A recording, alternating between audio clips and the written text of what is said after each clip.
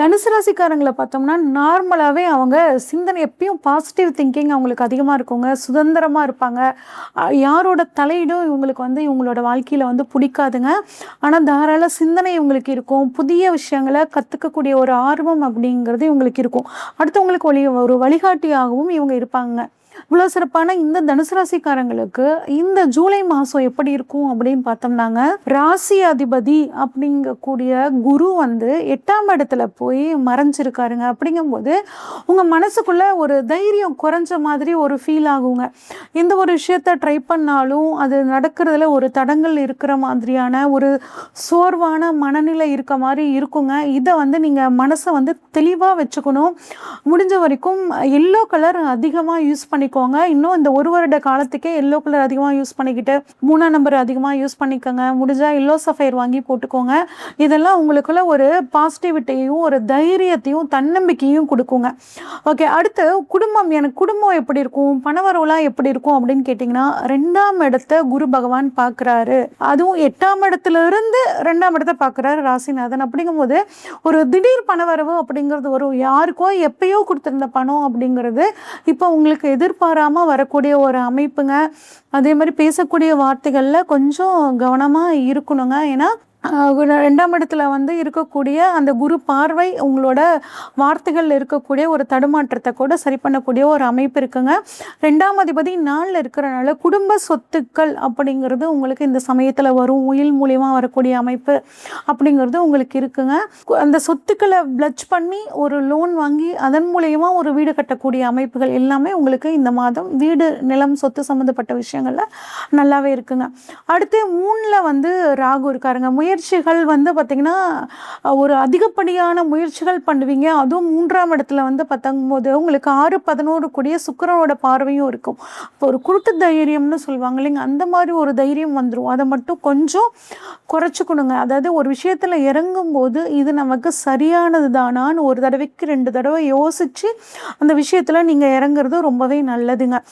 Okay, அடுத்து 5ஆம் இடம். அப்போ குழந்தை சம்மந்தப்பட்ட விஷயங்கள் எனக்கு எப்படி இருக்கும் அப்படின்னு கேட்டிங்கன்னா, குழந்தைகள் சம்மந்தப்பட்ட 5ல் ராகு இருக்காருங்க. 5ல் ராகு இருக்கும்போது நீண்ட நாளாக குழந்தை பாக்கியத்துக்காக காத்துட்ருக்கிறவங்களுக்கு ஒரு ட்ரீட்மெண்ட் மூலியமாக குழந்தை பாக்கியம் கிடைக்கிறதுக்கான வாய்ப்புகள் இருக்குது.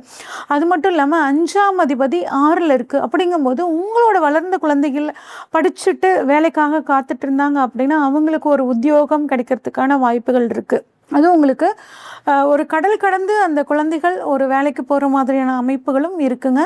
அவங்களுக்கு ஏதாவது ஒரு நல்ல விஷயங்கள் நடக்கணுன்னாலும் இந்த சமயம் அதுக்கு நல்ல அமைப்பில் இருக்குது. சரி, எனக்கு உத்தியோகம் எப்படி இருக்கும் அப்படின்னு கேட்டோம்னா, 6ல் செவ்வாய்ங்க. அதே மாதிரி 12-5 பார்வை சனி பார்வை அப்படிங்கிறது அதில் படுது. அப்படிங்கும்போது வெளி ஊரில் வெளி மாநிலத்தில் உத்தியோகம் கிடைக்கிறது, உத்தியோகத்தில் இருந்து வந்த பிரச்சனை நீங்கிறது, உத்தியோகத்தில் ஒரு லோன் போட்டு ரொம்ப லோன் கேட்டிருக்கேன், அந்த லோனில் ஆஃபீஸில் தர்றதுக்கு கொஞ்சம் தாமதம் பண்ணுறாங்க, அது இருந்தால் கொஞ்சம் பரவாயில்ல அப்படின்னு நினச்சிட்டு இருந்தீங்கன்னா அது சரியாகும். ப்ளஸ் விளையாட்டுத்துறையில் இருக்கிறவங்களுக்கு இந்த வருடம் இந்த மாதம் பார்த்திங்கன்னா ரொம்பவே சூப்பராக இருக்குங்க. வாழ்க்கை திருமணம் எப்படி இருக்கும் அப்படின்னு கேட்டோம்னா, திருமணம் அப்படின்னாவே நம்ம 7ஆம் இடத்தை பார்க்கணுங்க. 7ஆம் அதிபதி ஆட்சியாக இருக்குது. கூடவே சூரியனோட பார்வை 9ஆம் அதிபதியோட பார்வையும் படுது. அப்போ தந்தை மூலியமாக ஒரு திருமணம் கூடக்கூடிய ஒரு அமைப்பு சூப்பராக இருக்குது. ஒன்று தந்தை மூலியமாக இல்லை தந்தை வழி மூலியமாக திருமண அமைப்பு அப்படிங்கிறது ரொம்பவே சூப்பராக இருக்குங்க. ப்ளஸ் திருமண வாழ்க்கையில் கணவன் மனைவிக்குள்ளே இருக்கக்கூடிய பிரச்சனைகள் இந்த சமயத்தில் சுமூகமாக மாறக்கூடிய அமைப்புகள் இருக்குது. மனைவி வழி சொத்துக்கள் வரக்கூடிய அமைப்பு, வாழ்க்கை துணை வழியாக அவங்களுக்கு ஒரு ப்ரொமோஷன் கிடச்சி அதன் மூலியமாக ஒரு வருமானம் கிடைக்கக்கூடிய அமைப்பும் தனுசு ராசிக்காரங்களுக்கு இந்த மாதம் இருக்குங்க. அடுத்து விளையாட்டு பயணம்லாம் எப்படி இருக்கும், ஆன்மீகம் சம்மந்தப்பட்ட விஷயங்கள் எப்படி இருக்கும் அப்படின்னு பார்த்தோம்னா 9ஆம் இடத்தை பார்க்கணுங்க. அப்போ 9ல் சுக்கிரன் கேது சேர்க்கை இருக்குது. அப்படிங்கும்போது ஆன்மீகம் சம்மந்தப்பட்ட விஷயங்களுக்கு இம்பார்ட்டன்ட் கொடுங்க. அதுவும் பெண் தெய்வம் இருக்கக்கூடிய கோயிலில் இருக்கக்கூடிய விநாயகர் வழிபாடு உங்களுக்கு சிறப்பாக கொடுக்குங்க. பெண்கள் விஷயத்தில் கொஞ்சம் கவனமாக இருக்கிறது நல்லதுங்க. அடுத்து ஆன்மீகம் சம்மந்தப்பட்ட விஷயங்கள் நீங்கள் முன்ன நின்று நடத்தக்கூடிய ஒரு யோகத்தை உங்களுக்கு 9ஆம் இடத்துல இருக்கக்கூடிய சுக்கிரனும் கேதுவும் தருவாங்க. ஆனால் 9 தனுசு ராசிக்கார பெண்கள் வந்து இந்த சமயத்தில் உடல் ஆரோக்கியத்திலே ஆகட்டும், எதிர்பாலினத்திற்கிட்ட பழகுற விஷயங்களே ஆகட்டும் ரொம்ப கவனமாக இருக்கணுங்க. அடுத்து தொழில் ஸ்தானம் அப்படிங்கும்போது 10ஆம் இடத்துல சனியோட பார்வை இருக்குது, ப்ளஸ் குருவோட பார்வை இருக்குது.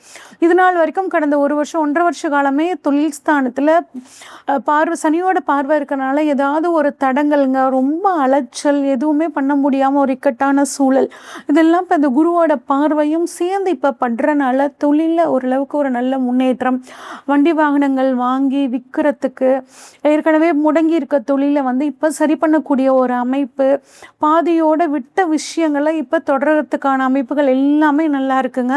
அடுத்து 11ஆம் இடத்துல கேதுவோட பார்வைப்படுதுங்க. அதே மாதிரி 11ஆம் அதிபதி 9ல் வந்துட்டு இருக்கக்கூடிய ஒரு அமைப்பு உங்களுக்கு லாபத்தை கொடுக்கும். தந்தை மூலியமாக ஒரு லாபம், தொழில் மூலியமாக ஒரு லாபம், கமிஷன் பேஸ்டு பிஸ்னஸ் பண்ணுறவங்களுக்காகட்டும், மருத்துவத்துறையில் இருக்கிறவங்களுக்காகட்டும் இந்த மாதம் தொழிலில் வந்து பார்த்திங்கன்னா ரொம்பவே சூப்பராக இருக்குங்க. அடுத்து விரயம் எப்படி இருக்கும் அப்படின்னு பார்த்தோம்னா 12ல் குரு பார்வை ப்ளஸ் செவ்வாய் பார்வைங்க. சுப விரயங்கள் நிறைய பண்ணுவீங்க.